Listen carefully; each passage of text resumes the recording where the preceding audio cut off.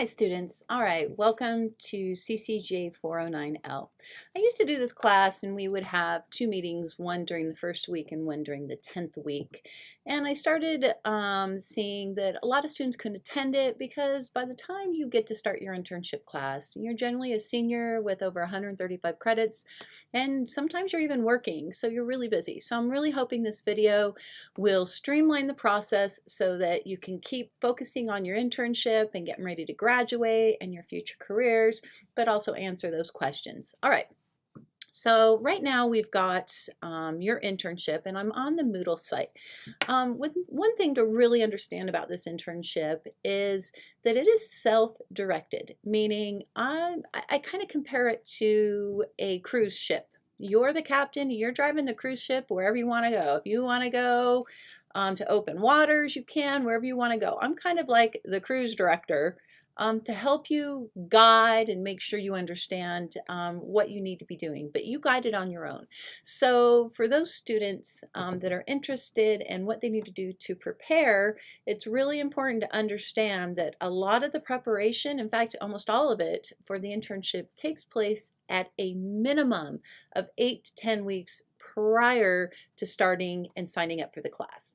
So let's say that you wanted to sign up in fall term. So that would be in September. I highly recommend that by May or June, no later, you need to be starting to search for your internship location and look at the Excel spreadsheet where I have a list of past places students have done internships. Now, it's not an inclusive list. It does not include every place you can do internships. In fact, every quarter I have a new student that comes to me and says, hey, there's an attorney that I know that's willing to work with me. It's a loan attorney, but he's a defense attorney, and can I do an internship there? And of course, I'm like, wow, how cool. And or another student said, hey, there's this new place that takes in juveniles from 14 up through adults in their 20s and really helps them if they have any drugs or abuse or any other type of issues in their lives. Can I go there? And I look at the site and it looks amazing. So this list that I have on Moodle that is past internship sites, always remember that it is not inclusive and you can do your own search. What's most important is that you choose an internship that is related to what you want to do once you graduate SOU. Because instead of, for example, going out and looking for a career and just applying and being kind of yourself, and you will have your degree at that time, but now you're not kind of special than any other candidate that has their bachelor's degree. What's cool about the internship is though, even though a lot of them are not paid, you're able to enter into divisions, departments, agencies, in certain positions as that volunteer intern, and you're able to get access as an SOU student and going through the internship. Plus, once you get there, hopefully, we're hoping you do a great job. Generally, if they like you, a lot of times there's positions that you are made aware of now that you're working at that internship. You end up applying for them, or it's a great thing to put on your resume and also a great reference. So anyway, this internship is really important. So you don't want to just choose it by a place to do your hours and get them done. You need to really, and I will ensure that by asking you questions as, what do you want to do when you graduate? What's your future career plans? Where have you researched for jobs? Where did you look for internships? Who did you contact? I'm going to be asking you questions like that. So make sure you put the time in. I also have some students that say, God, I want to go with the federal government. Those internships are tough to get. You have to start applying for them in December, and generally it takes about a year of several different phone and in-person interviews to get them. But once you get those jobs, the access and the experience you get is just amazing. All right, moving on. So let's look at the Moodle site. Here we have Moodle, and at the very top just has you looking at my information. Then I have a quick overview of the course schedule. So if you ever want to quickly know, hey, what assignments do I have to do for this internship? It's right here. So you basically have your 12 assignments, and those 12 assignments constitute, yes, there is a quiz you have to take. Hint, hint, all of the answers can be found in the FAQ facts area underneath announcements, and I'll show you that in a minute. Actually, I'll show it right now. If you go under announcements, here it is. That's where you'll find all the answers. And I highly recommend you read the entire facts answer and question area before you start this internship and do anything. You'll understand a lot. All right, there's also a forum where you have to answer questions. So I'm going to go down here. We already have students doing that right now, but it has questions such as what site have you chosen? How many credits are you taking? Is it paid or unpaid? Because paid internships can be done. They have to be pre-approved by me. But you need on those learning objectives, which is one of the assignments, you need to make sure that you set new learning objectives that are specific for this internship. How many hours are you working? When you graduate, what career are you interested in? Are you planning on going to graduate school? And what steps did you look for in getting this internship? So anyway, that forum is really important. All right, heading back down to the very top. Now we've got the contract and the waiver. All right, the contract is something that is signed by 4 people. It is signed by you. It is signed by your supervisor at your internship location. It is then signed by me. And finally, the very last person to sign it is Teresa Sprague over in the contracts office in Churchill Hall, which it's the building that is right behind that Southern Oregon University iron sign that everybody stands behind and takes pictures, because the building behind it has those beautiful trees with the pink blooms, and it's a really old building. So that's where Churchill Hall is located. Now, if you're online, don't worry. I have instructions on how you can get you to sign it, your supervisor to sign it. You can email it to me, I sign it, and then you email it to Teresa. Now, if you work for a Jackson County entity, that's the only entity that's different. For some reason, they want you to sign it, me to sign it, and Teresa to sign it before they will sign it. That is the only exception to that. Must have those 3 signatures before you go to Teresa rule. I'm going to go down here on Moodle. That will show you under course documents. This tells you where to go and how to get it done. And then uploading your assignments, this is where you upload your contract and waivers. So everything is on Moodle, all right? And we'll go over that in a minute.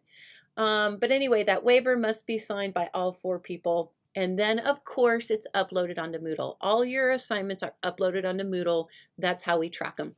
All right, then you have your waiver. That waiver is a waiver of you basically saying, I'm signing away liability for if anything happens to me during this internship. So that just needs to be signed by you. And what's really important is both of these must be signed and turned into Moodle before you can log any hours. The reason being is it's a liability thing. It is required by SOU in the contracts office, and therefore you can't say this happened to me on such and such a date, because now we have this waiver and this contract in process, and it covers everybody and everything during that process. So there's no wiggling around that. You have to have those signed and uploaded before you can count any hours. All right, activities log. This is not due till the end, but I would highly recommend you keep track of your hours. This is where you keep track of, hey, today I worked this many hours. Today I worked this many hours. I worked Tuesday from 4 to 8, a total of 4 hours. And then at the very bottom, you have your total hours that you worked. For the internship, the minimum is 2 credits. For every 1 credit, it's 30 hours worked. So for 2 credits, you have to work 60 hours. Now, some of you may be taking up to 14 credits, which is great. It's a lot of people do it when they work at their internship site, especially if they're working full-time or 20 or more hours. It's a great way to get credits and really boost that GPA. All it does is apply towards your upper level classes. It does not apply towards your electives. You still have to do those CCJ electives, but at least you can boost that GPA if you're worried about your GPA. And you got to be careful when you signed up, especially if you did it online, for this class. It's defaulted to 1 credit because some students just take 1 credit, and you have to actually change that to 2 credits, 3, 4, or 5, or how many ever you're taking. All right, next you have learning objectives. That's due the 1st or 2nd week of your internship. Of course, everything's due on Sunday by 2,400 hours. And it's just basically you outlining in a table form what you want to learn during this internship. All right, reflections. And you can see I highlighted a bunch here and I have it listed everywhere. They are due the Sunday that you work those hours. So for example, this week, if I worked on Monday, Wednesday, and Friday, I would then turn in a weekly reflection on Sunday by 2,400 hours that covered my work Monday, Wednesday, and Friday. At the top of that reflection, I would note I worked this date, Monday, Wednesday, and Friday, the dates, and the total hours was 10 hours or 20 hours or however many you worked. And then you write your reflections. The length is very important. This is what really distinguishes between somebody doing 2 credits and somebody doing 10 to 14 credits. So if you worked 6 to 10 hours, your reflection should be 1.5 to 2 pages long. So if you worked, again, 20 hours, then you're looking about a 3.5 to 4 page reflection. So just make sure those lengths are right, because that's going to really stop you up on anything if you don't have that length there. All right, agency analysis and staff meeting report. An agency analysis is just doing an analysis on where you're doing your internship. Staff report. Now, a lot of you are doing your internships at locations. You can go to a staff meeting. Some, they won't either allow you to go, or there just aren't any staff meetings. Like that lawyer, he was a one-person show, so he didn't have staff meetings. So I leave it up to you, since every person internships is different, to come up with a replacement for that. For example, with the lawyer, the student emailed me and said, hey, the lawyer said I could sit in with a meeting with one of the clients. I got approval, and so I'm writing on that. So all you have to do is send me an email stating, hey, there's no staff meeting, or I'm not allowed to attend. Can I do blank instead? And again, that's up to you to come up with that, because everybody's internships are different. All right, ethical dilemma report. This has to do with something you see or something you were involved in. And again, I'm going to show you where we have examples of all of these. Then there's a final reflection report. This is totally separate, and it's generally about 4 to 6 pages, and it's just an overview of how you thought your internship went, what you learned, what you liked, what you maybe thought were some concerns, things like that. There are then 3 evaluations to be done. One of them is your evaluation of the site where you actually did your internship. So if you did it at the Medford Police Department, it would be the Medford Police Department, on the Medford Police Department, what you thought of the department. The next one is on your supervisor, your direct supervisor of that internship. So whoever you reported to and signed your forms, you do an evaluation on that. And then finally, you need to print out and give the final evaluation that your supervisor does on you to your supervisor, because they will either mail or email it to me, and you'll need to give them directions on where to mail it to me, and that's in Moodle, or how to email that to me, because they need to send that to me directly. All right, and then finally, there's a thank you email. This is 1,000 words. You do have to send it to your supervisor and your supervisor's supervisor, and you have to CC it to me. And there's some specific things you have to do, so make sure you read the examples on that. All right, everything is due by week 10, by Sunday, so that's really important. All right, continuing on Moodle. Next, you have this facts area. Again, very important. There's a how do I find a place for my internship? Again, that is up to you, because we're hoping it's going to help your future career. We have some students, in fact, a lot of students, that end up working at their internship sites, or it's an amazing reference and thing to have on your resume. Here is a list of possible internships. This is an HEC Education Center in case you're looking for a face-to-face something with this class. Then we have Windows, free Windows, and Office for you to download. All right, the next main topic is your quiz and the forum, and this is where it's located, and you do have to do those before you can start logging hours. This is your course syllabus and your rise as a student. Next, you have the final 2 areas are, one, this is your course documents. This is where you find your documents that you need to print, or examples. So for example, here's your contract and waiver. Here's your learning objectives. If you click on it, I give examples of what learning objectives look like and how to do it. So this is really where you come to find out what the work is and how to do it. This tells you about weekly reflections, and here's some examples of reflections. Here's how to do your ethical issues reports, and examples, everything. Thank you email, how to do it, everything's here. And then finally, this is where you upload everything. So it tells you what it is. There's some more examples of what to do and how reflections have to be done and what has to be done at the top. And then for those of you that are going to work a lot of time and do up to 14 credits, here's where you turn in additional reflections as well. All right, so that is pretty much it. I'm going to cover one more thing and then we'll be done. Finally is what happens if I don't finish by week 10? Well, this is actually really normal. Some students, just things come up, they don't finish. There are two things you can do. You can get an E or an I, which means I enter in, instead of a grade, I enter an E or an I. Now, the only difference between the two is the length of time it gives you to complete your internship. I highly recommend everybody takes an I because an I gives you a year. So if you signed up for the class in the fall, you would have until the fall, 1 year later, week 10, by Thursday of week 10 to complete the class. If you don't do that and you don't finish that within that year, the computer, not me, the computer automatically changes that grade to an F. So what happens is once you stop and by week 10, if you don't finish the class in the current quarter, I don't check that Moodle anymore.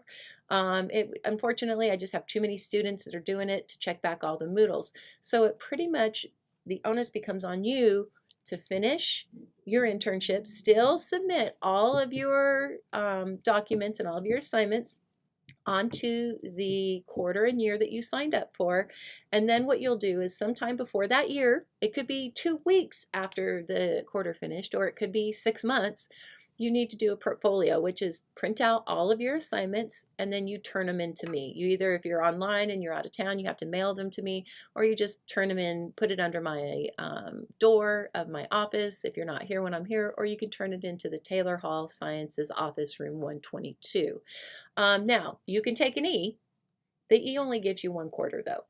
And I have a lot of students that think they're going to finish in 1 quarter and then something happens, they don't do it. That grade automatically turns to an F. And so no matter, I even have students who say, well, I'm going to graduate, so I have to do it within the next month. I still recommend you take an I, because even if 2 weeks later you turn in all those assignments through that portfolio, I can change that grade within 2 weeks. But at least if something does happen, you at least have a year. So that's the difference. You take an E or an I, recommend an I. That gives you a year. That's till the following year in the same quarter, week 10 by Thursday. And you just, again, still submit everything onto your current quarter and year of Moodle. The only difference is you'll print everything out, all the assignments, and hand those in to me. All right, I think that's all. If you have any questions, you can always email me, but please, again, remember, you're driving this ship. So remember to review all of Moodle, all of that FAQ area that has all tons of questions and answers. And then if you can't find it, send me an email. All right, thank you so much.